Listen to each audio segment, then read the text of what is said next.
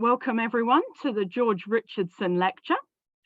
I'm Rhiannon Grant and I'll be hosting tonight's session on behalf of the Centre for Research in Quaker Studies and the Quaker Studies Research Association. The George Richardson lecture is our joint annual event at which a senior scholar in Quaker Studies is invited to speak, and the lecture is also published in the Journal of Quaker Studies.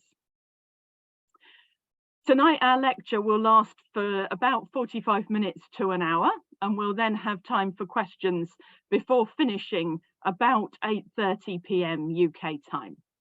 If it would be helpful to you, you can access the captions in Zoom. The lecture will also be recorded, and we'll circulate a link afterwards, which you can share with other people. So I'm delighted tonight to be welcoming our George Richardson lecture for this year, Rachel Muers. Rachel is Professor of Divinity at Edinburgh University, where in 2002 she became the first woman to be appointed 22. 22. Sorry. Thank you for catching that, Rachel. I'll try. I'm not that old. Where in 2022, she became the first woman to be appointed to their historic Chair of Divinity. Her work includes the historical development of Christian theology and creating new responses to today's urgent questions. Most relevantly for today, this includes work directly relating to the Quaker tradition, such as her 2015 book, Testimony, Quakerism and Theological Ethics. Her topic tonight is The Seed and the Day of Small Things, Finding Power and Powerlessness in Quaker Theology. So over to you when you're ready, Rachel. Thank you, Rhiannon. Thank you all. I'm really honoured to have been asked to give this lecture, and I'm actually really humbled by the number of friends with a capital F and a small f who've taken the trouble to attend, and it was lovely to see all the names coming in through the Zoom waiting room. And it's also lovely to be, in some sense, at Woodbrook. I've chosen, as you've seen, to focus this lecture on the theme of this year's of the forthcoming Quaker Studies Research Association conference on power. And I'd also like at the beginning to express thanks to the speakers and participants at the Society for the Study of Theology's annual conference, which this year, this April, was a very rich and ecumenical exploration of the theme of power in theology, which has been very much in the back of my mind as I've been preparing the lecture. So as you've seen, the title is The Seed and the Day of Small Things, Finding Power and Powerlessness in Quaker Theology. And I could do with sharing some slides around this point, so I'm just going to try and do that. This is where we realise that the technology is going a bit wrong, so entirely to my fault, not to the actual technology. I will show you my nice title slide, which you failed to see, because I'm quite proud of it. So you're jolly well going to see the title slide. There's the title slide with some mustard seeds. We'll have a little bit about mustard seeds later and a bit more about a sower. What I actually wanted to show you next was roughly what's happening in the lecture. The overall aim is to explore a few strands in the theology of power of Quakers of the first two generations. So I'm spending some time in the 17th century. And I'm looking at how they engage and express the experience of empowerment in relation to social and church structures of power. So it's Quaker empowerment and power structures. I'm going to start with the wider context bit by saying a bit about how this theme fits into wider questions with which I'm engaged, as Rhiannon said, as a theologian who looks within and beyond Quakers. So a bit of a wider theological context. Then there's a little bit about how we're reading the Bible here, or how the Quakers, how I think the Quakers I'm talking about are reading the Bible. And then we're going to look at some of the ways in which the Quakers of this period talk about the seed as a way of thinking about how they relate to power and empowerment. I've got a deeper dive into one text, this one by John Whitehead, that I find especially illustrative of some of these power dynamics, if you like, in Quaker theologies of the seed. And then I'm picking up on another related biblical theme I find really helpful and intriguing in this respect, Quaker readings of this bizarre biblical text on the day of small things. And although it's mostly historical, at the end, I want to try and at least gesture towards what I take to be the characteristic Quaker question, the Quaker question Quakers normally care most about. So what? So what for us now? What can we do with any of this now? Let's see how we get on. So in my wider work, I'm doing some work on the question of voice in theology, particularly about the voice that speaks about God and about all things in relation to God, the theological voice. And one of the questions to which this brings me as a Quaker doing theology is, how should we reckon with the reality of divinely empowered speech, speech empowered by God? The thing is that much of what's written on how people do theology, beyond Quakers and in my main world, about how we speak of God, comes down to pretty fast to questions about authority and authorization. People ask questions like, what makes this speech about God all right, or good, or worth following? Which speakers, sources, methods, norms, institutional frameworks make this speech trustworthy? I think those are fair enough, but they're secondary questions, because the first question is, how come people can speak of God at all? How come there is speech of God to argue about in the first place? And not merely as a hypothetical possibility, you know, how might people start talking about God, talking about their experience of God, but how is it actually an experiential and a historical given?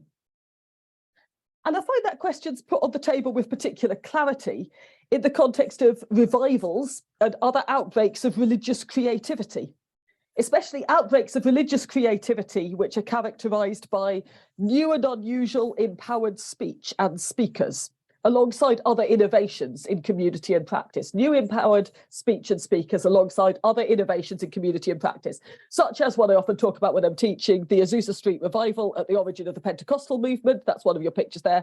And such as the emergence of Quakerism some 250 years before that. The question, what's going on? What can we say about when and how the new empowered voice emerges is actually a remarkably difficult and risky question to ask, at least in theology. Because it means you have to take seriously not just the theoretical possibility, but the experiential affirmation, that this we can say, that God changes things in real time.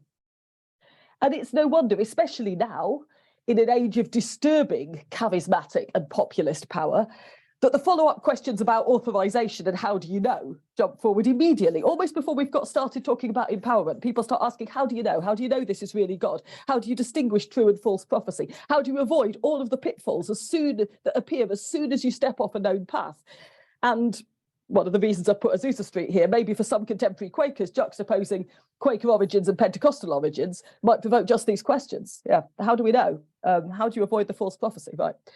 But it seems to me that for Quakers, as self-confessed heirs of a moment in the mid-17th century, not only of religious power struggles, which is how it often gets painted, it gets painted just as a war, but of creative empowerment of new speech and action, Quakers can't just jump straight to suspicion. We need to acknowledge and own the real power that is there.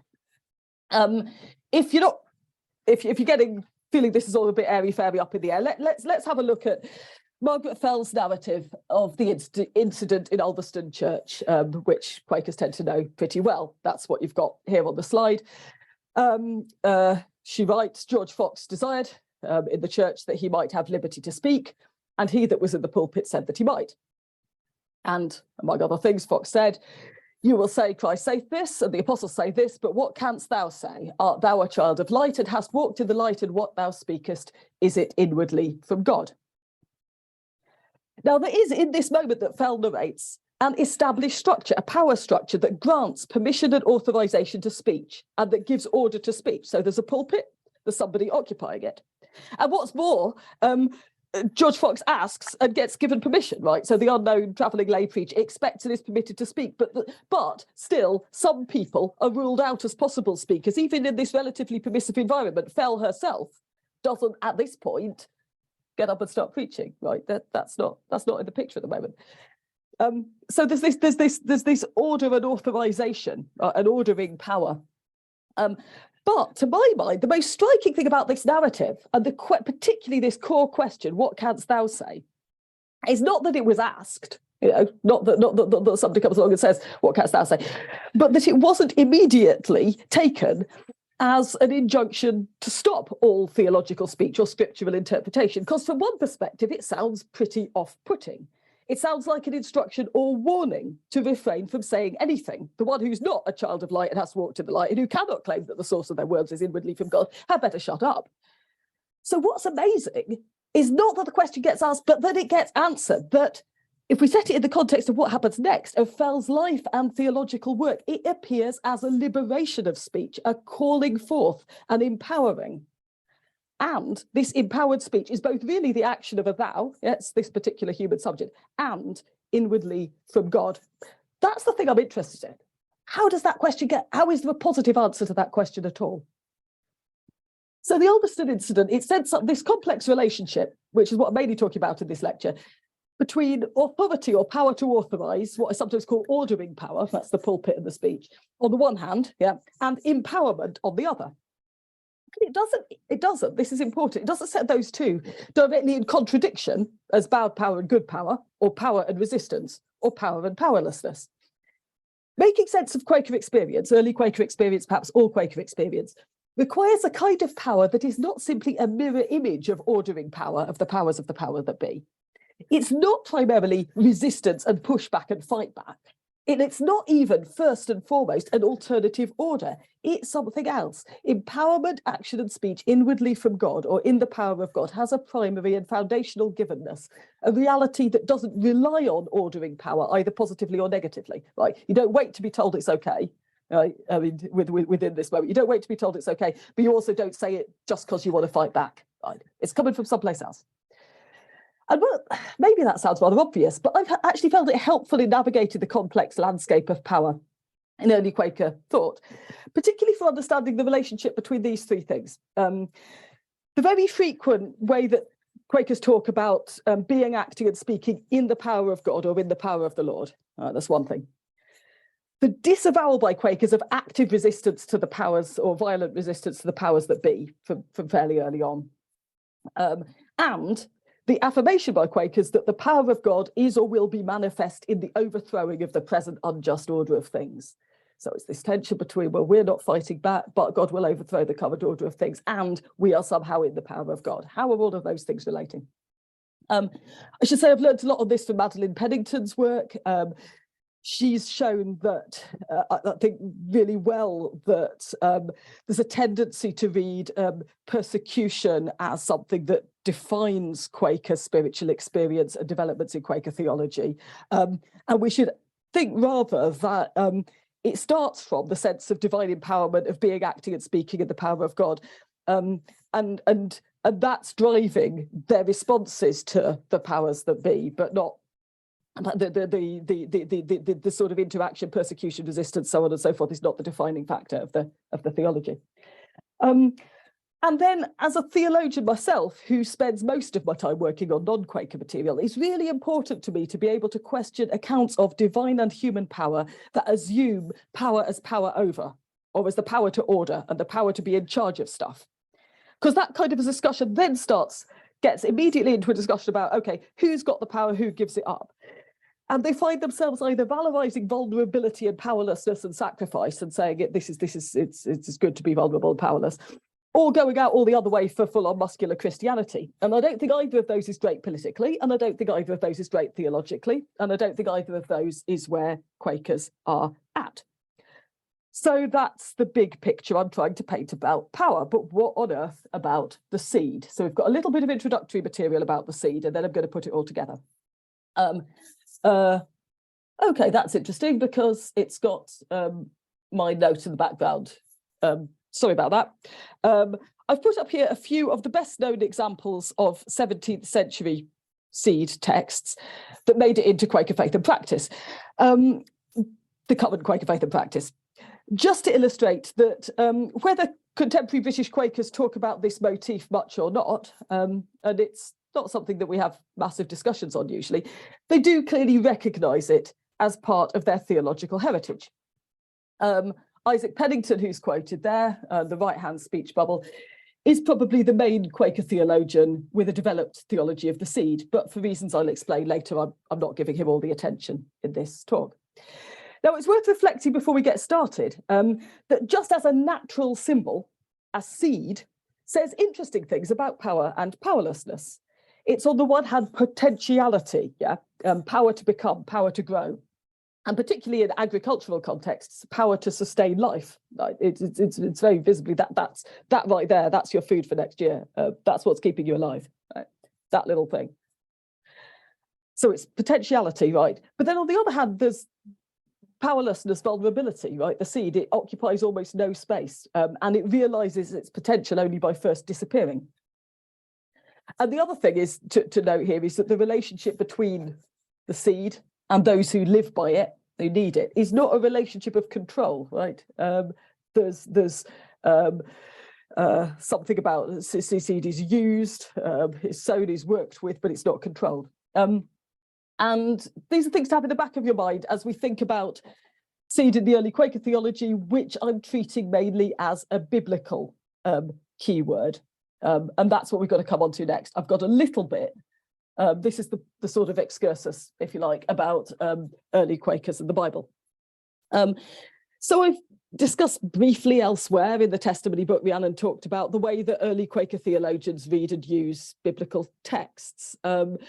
And the fact that they're not usually explaining and arguing connections between texts, and they're not usually proof texting. So arguing a case from the Bible says X, therefore that. They can do that if they have to, but it's not the default setting. The image that I've used for 17th century Quakers reading the Bible is these sorts of the optometric glasses that they used to put on the opticians. They, I know very well how this works. This is my life, right? They stack up a series of lenses, and if everything's going right, you look through all of the lenses at once, and then you see clearly what's in front of you. And I've said that in at least some of the 17th century Quaker writings, particularly the more sermon-like ones, they look through the whole Bible, Genesis to Revelation, and Genesis and Revelation are both quite key, in order to see all at once what's going on now. Right? It's not we look at this bit and this explains that, this explains that, this explains that. It's very it synchronizes, it reads all together. It's not a sort of reasoning of connections, it's an intuitive combination. I then want to say, this is my next bit that's more relevant to this lecture, that there are some key recurring biblical terms, like the big obvious one is light, which is probably the best known Quaker keyword, but also like seed, the focus of this paper, which kind of hold together the distinctive vision, the collection of Quaker lenses. Many Quakers, obviously most Quakers in the early generations are reading the Bible, to quote what Elizabeth Bathurst said of herself, quote unquote, without the help of humane concordance. Then it's not as systematic as they're doing a global word search or an organised word mapping and putting together all of the references to seed in the Bible. But still these recurring key terms, light, seed, day, truth, are used by this biblically literate community to find their way through the Bible and to find their voice in scripture dialect, to quote Bathurst again. And they become, as they're thought about and used and reused in Quaker texts, these dense packages of theology and spiritual experience, kind of carrying the DNA of Quaker tradition, of Quakerism in a small space, a bit like seeds, you might say. So what is the power of the seed in the Bible and in Quaker theology? The place I normally start when I'm speaking about Quakers and the seed is perhaps a little unexpected given the images on my first slide. I start with Genesis 3 and the curse that God places on the serpent after the fall. I should say I'm quoting all of my texts in the translations in which they came to early Quakers. So God says to the serpent, I will put enmity between thee and the woman, and between thy seed and her seed. It shall bruise thy head, and thou shalt bruise his heel. Now, in much of the English commentary tradition of the 17th century, following some of the reformers, but not all, this is an enormously important text. It's not just a sort of side comment or a weird glitch. This is read as the first proclamation of the gospel, the divine promise of salvation in Christ, because this is about the defeat of the serpent by Christ, the defeat of the devil by Christ. And probably drawing directly on that tradition, seed appears very clearly in the earliest Quaker texts, the first generation, as a reference to Christ. You saw it maybe in that Fox text I flashed up for a minute there, the seed Christ is over all and doth reign. But it's in a very similar space, as it were, to the language of light, because it's used to refer to Christ as the gracious gift and the source of salvation. So it's not so much about a person, theoretically, who is this person. It's about how is God being made present and powerful and active in the world. And both in the Quaker text and elsewhere, this language of the seed specifically, and this text about the seed, is frequently used to tie together the biblical story from Genesis to Revelation and to focus attention on the victory over evil, right? Because that's what this text is about, particularly in the context of this intense struggle between the victory that's already proclaimed and in some way already been won, and the presence of suffering and evil. The seed is cosmically significant. It's the triumph of the power of God over all that opposes it. Now, it's probably obvious to us that this is a totally different meaning of seed from the picture I showed you on the last slide. Well, if not totally different, at least a bit. The kind of seed you sow in, this isn't the kind of seed you sow in the ground, right? You look at this text and you think, well, yeah, but that just means descendants or offspring. And you'll see that's how it's translated in later biblical versions. But the point is that in 17th century Quaker traditions of reading, at least as I see them, the coincidence of the words, the fact that you talk about the seed here and then elsewhere in the Bible you talk about the mustard seed and the sower sowing the seed in the ground, just the coincidence of the words is enough to set up a whole series of resonances and connections across the biblical text and across people's experience that allow them to connect the individual and the cosmic, the inner and the outer, the beginning, the middle and the end, and all in relation to power and power over evil. Let's try to see how. I've got a bit of Margaret Fell again. Here's Margaret Fell talking about the seed in Women Speaking Justified.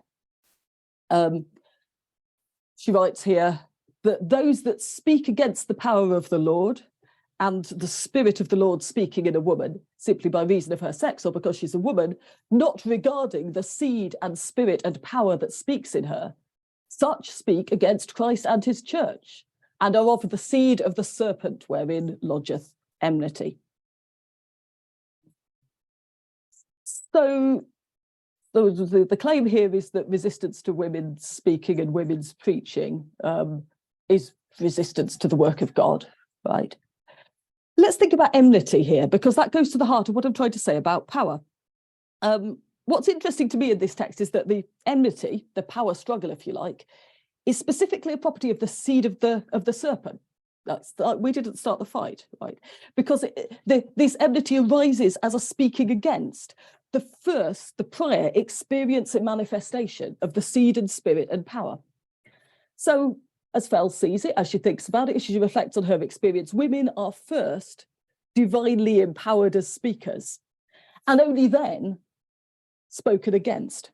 The language of the seed, and specifically the way early Quakers use it to tie the whole Bible together and look at their experience in the Bible, points to women's empowerment as preachers and teachers as this really specific local historical experience, as part of this cosmic picture of a triumph of good over evil. And it's not about primarily focused here on women's weakness or powerlessness. There's a reference right at the end to God's mercy and loving kindness to the weak, but Fell doesn't begin by saying women are oppressed or something like that. She begins with women's weak. She begins with where her experience begins, with a manifestation of power. But that also points us to the fact that the seed language isn't just about cosmic triumph. Fell is talking about what speaks in women speaking, the real-time change in individual lives. And the distinctive and remarkable value of this keyword seed for Quaker theologians, this is really what I'm saying, is that it lets them speak about how the power of God for salvation, Christ, is present in them. And they're obviously able to do so by the way that the seed languages operates in the New Testament and the resonances they can set up with the Genesis text. So they're also looking at texts like these. They're looking at 1 Peter 23 and something that's a really key passage for these early friends, but generally doesn't occur to people when they start talking about the seed in the Bible, because this links seed to transformation and rebirth that's reflected in lives of love and truth. And they're also linking it, maybe in a more familiar way, to the parable of the sower, where the seed is the powerful and active word of God received and bearing fruit in individual lives. And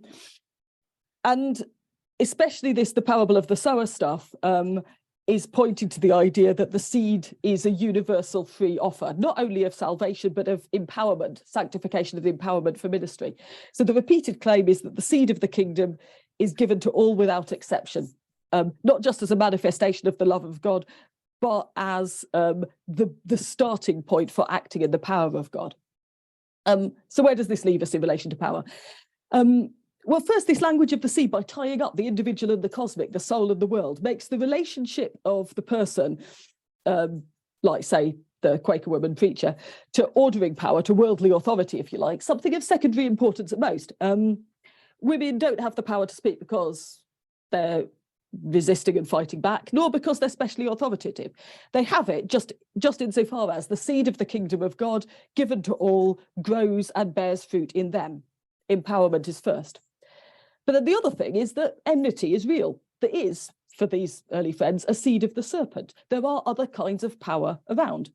Not real rivals, and in an important sense, not real power at all, because opposite to the power of God, what can you have?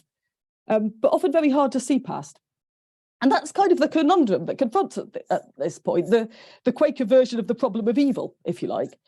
If the power of God is at work, what else can there possibly be? But conversely, if the power of God is really at work, how on earth are things in such a mess now?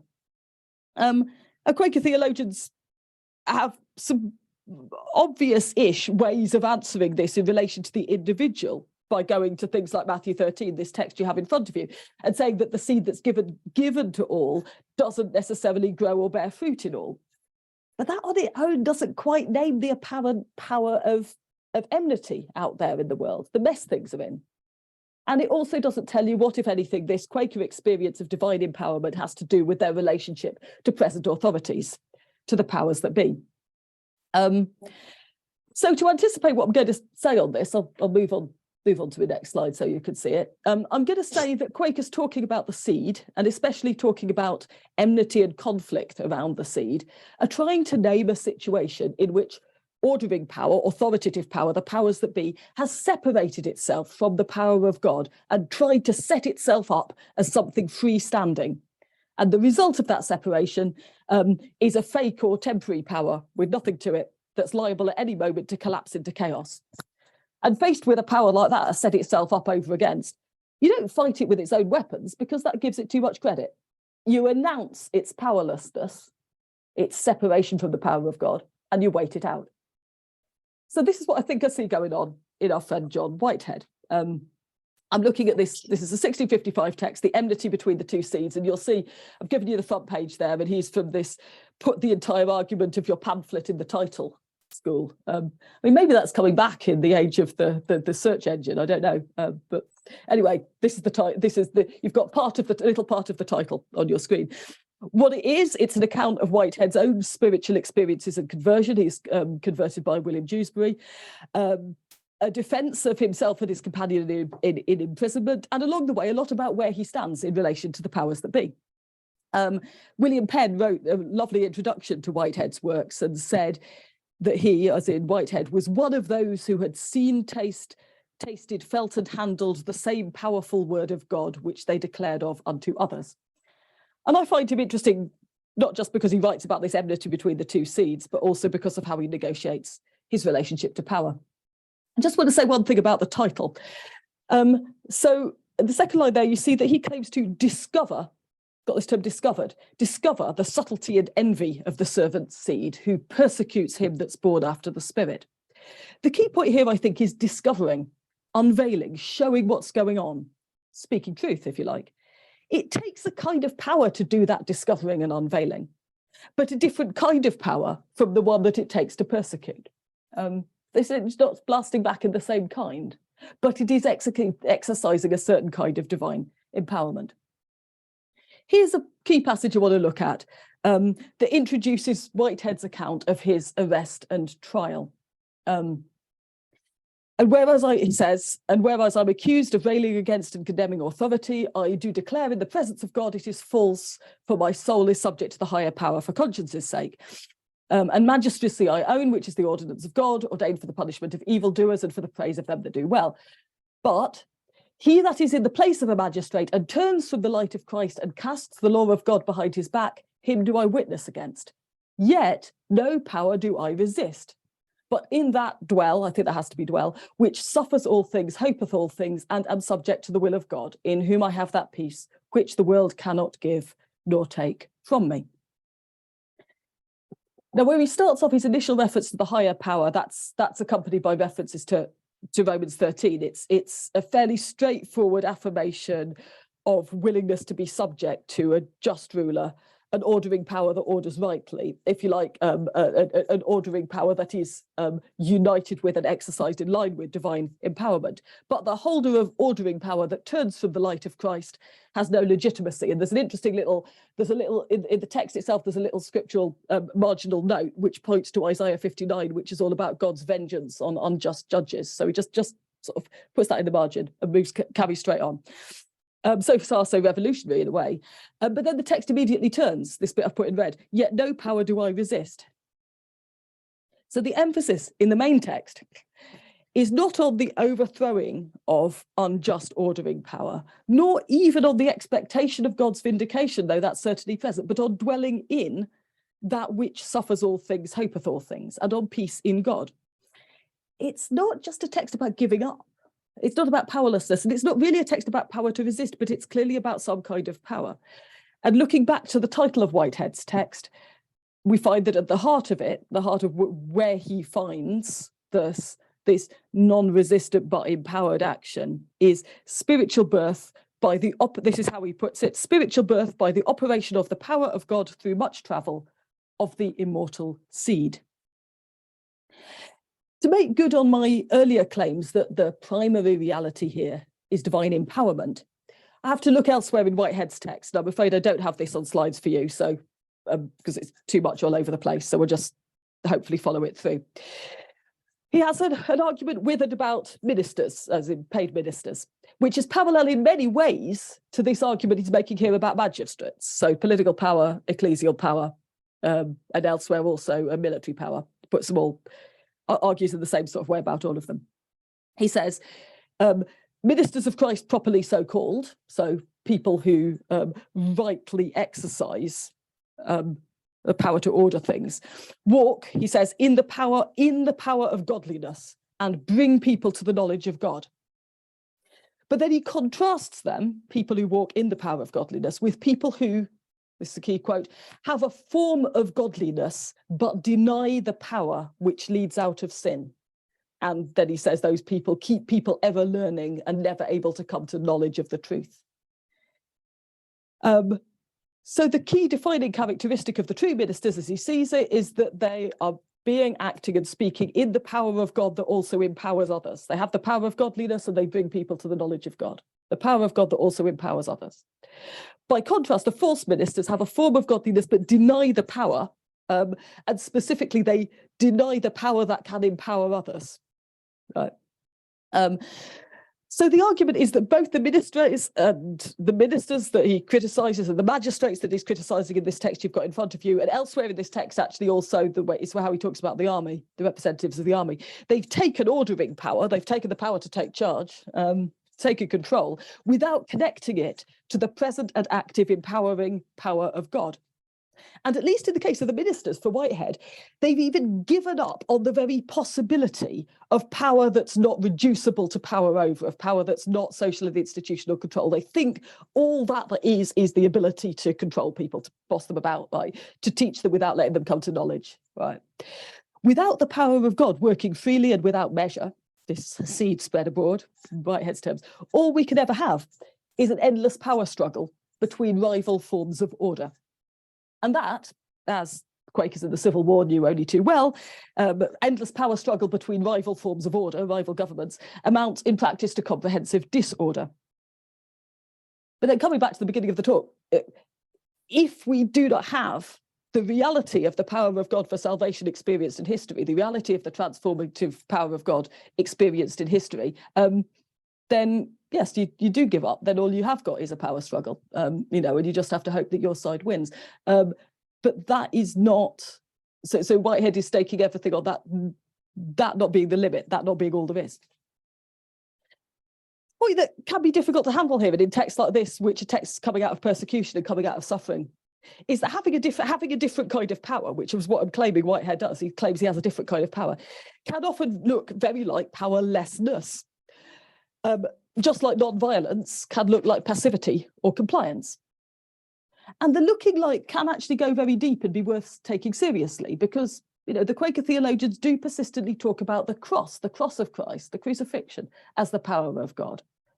And they do that, that's focusing attention on the contrast between divine power and the powers that be, and on the implications of this contrast for Quaker experience. But it's so giving this sense that the really are contexts in which the worldly power and disengaged from the powers of God appears to completely have the upper hand, right? Which brings me at last to the day of small things, which is just stuff that really intrigued me as I looked at Quaker reflections on the seed. So I thought I'd put a bit of it in, and I hope it's worth your time. This is this line, the day of small things. It's a part of a notoriously baffling and difficult to translate section of the book of Zechariah. And you've got it here at the top in the King James Version, and then the New Revised Standard Version below it, so that you can see that the translation is actually really difficult, and the NRSV completely reverses the meaning. But what we're interested in is the top one, because that's what my Quakers were reading, right? Now, this line about the day of small things, it's quite nice, right? It's quite cute. And if you look for theological interpretations of it, you will find, as I've learned, because I did this, assorted uplifting reflections on the value of little noticed faithfulness and service by people who are relatively powerlessness. The best example, and I won't ever be rude about Christina Rossetti, I do actually quite like this poem, is the poem Who Hath Despised the Day of Small Things, which I've put here for reference. But it is about the value, the unnoticed value of the humble and the powerless, right? Thing is that Quaker theologians, and as far as I've been able to find out so far, kind of only they, 17th century Quaker theologians, picked up on this and did something completely different with it. They made it not mainly a word of encouragement to the despised little people, but mainly an urgent call to everyone, perhaps especially those who had worldly power. It doesn't demand to be used that way, or indeed to be used at all. But combined with the Quaker theology of the seed, the day of small things becomes a way to speak about the ways in which the power of God is both experienced and ignored. It's not a text about, oh, I'm powerless and that's okay. For them, in their hands, it's a text about how people fail to see, ignore, reject the power that is really available. Here's a couple of examples of what I mean. These are Elizabeth Bathurst and Anne Doctor. Coincidentally, they're both written in the same year. That just happened, and of course they're a bit later, so we're second generation now really. I think that doesn't make a huge difference, but somebody could tell me otherwise. So I found this first in Elizabeth Bathurst. She has this very long discussion, recapitulation of all of the seed imagery for Christ in the Bible, and she finishes it with the parable of the sower, which you've already seen, the word of God sown in the heart. And then she goes like this: the seed or grace of God is small in its first appearance, even like the morning light, but as it's given heed to and obeyed, it will increase. But if people would despise the day of small things and will not believe in this low appearance of the light of Jesus in their heart, so and so and so forth, because its reproofs are soft and mild, and its voice small and still, they out-clamour the sound thereof in their consciences. Then woe will be unto them. Now, this is the famous or infamous theology of the day of visitation, which we can talk about if you want later, or not if you don't. The idea that there is an offer to everyone of this relation to God, but not everybody takes it up, right? But the day of visitation, the point of decision, the point of needing to recognise and respond to the call of God, is framed as the day of small things. And it's interesting to me that that's both about the character of the God who calls, the character of the call. It's soft and mild and has a still small voice, right? So it's not something that beats you over the head and forces you to comply, right? It's a call and an offer. So is it this is what God is like, but that's also the felt experience of convincement, right? There's a risk that the sound of the call will be out-clamoured. So just at this crucial point, the seed, the presence of God in the world, has a power. It's something that's going to increase like the morning light. It has immense power, but it can be mistaken just at this crucial point for weakness. So once you pay attention. And in a similar vein, Anne Dockwra writes, this is her stuff, wheresoever this seed is sown, either in man or woman that's sown upon the good ground, it will bring forth its increase. So again, this is the power, this is the potential. And it's called the least of all seeds, and is the day of small things which many have despised, for that which they have accounted to be greater enjoyments, which are but as the glory of the world, which the devil, the god of the world, hath shown them. So the idea is that the day of small things in the hand of early Quaker writers becomes it is a day of judgment, right? But it's a double judgment, right? It's the judgment that people exercise, right? The choice to despise or not to despise, the day of small things, to ignore or not to ignore. This offer of relation to God, which is also an offer of a different kind of empowerment, right? And their judgment that they exercise there in turn becomes a kind of judgment on them. That's the logic of these texts. But it's not just about judgment, because it's also the day of small things is also the day of a turning point, the day when the empowering power of the seed begins its work. And it's only really a day of just small things if you assume that power has to think and look big right from the beginning. So one more Quaker theologian to say a little bit about, and then I've got a little bit of so what to say something about. I mentioned earlier that Isaac Pennington's probably the great Quaker theologian of the seed, and he also writes quite a lot about the day of small things, but I've been reluctant to give him a starring role in this lecture, because he's actually much more likely than many of his contemporaries to advocate a position of powerlessness, to say being powerless is good, and to say not just find a different kind of power, but to say make yourself weak. So this is the sort of thing that he does, 6062, the 6062 text. He says, there's all the, I mean, some of this is, he really could turn a face, Pennington, right? There's all the strength, all the power of the enemy against the work of God in the heart. There's but a little thing like a grain of mustard seed to overcome all this, and yet in this is the power. Right? So there's exactly the kind of contrast I've been talking about. Right? There's this appearance, there's the powers that be. Right? There's what looks like it's in charge, and then against it there's but a little thing, but it's in the little thing that is the power, right? But then he comes to the day of small things, and he says, whoever have been high and are still waiting and expecting at the heights of their own wisdom, let them take heed of despising the day of small things, and know that their proper beginning lies in the lowness, in the humility, even in that nothingness which bows before the least light of the day. So Pennington is demanding something a little more. He's demanding not just attention and care and watchful waiting in the presence of a power that might look a bit like weakness or be easy to miss, but lowness and humility as necessary or essential. And here, we have to say, later generations of Quakers found the spiritual practice and the pathway to embrace. That's part of our tradition too. It's part of our tradition of cherish and value. And I'm left, at the end of it, wondering how to keep this balance between, on the one hand, this rigorous refusal that Pennington makes, possibly from his own position, at least starting point of maybe relative privilege, right? His rigorous refusal to claim anything that looks like worldly power, the power to order, the power to authorize, his determination that he has to give all that up. That seems to be important. And then on the other hand, this hopeful conviction that we've seen coming through, particularly in his contemporaries, that divine power can be found, is available to all, and is able to transform and reorder the world. So that's sort of the tension I'm working with, the question I'm working with. And I'm coming to the so what, which is really just questions. Because when I first drafted this lecture, I have to tell you, friends, I was entirely oblivious to the fact that I would be giving it the week after the coronation, which is, as I observed it, a very different attempt to perform a more or less exactly inverted relationship between divine empowerment and world ordering power, right? So that's an attempt to say, well, we've got the crown, now let's give it the divine power to it, right? And of course, that's also the coronation's also a performance that took something like its current form pretty soon after the texts I've been discussing were written.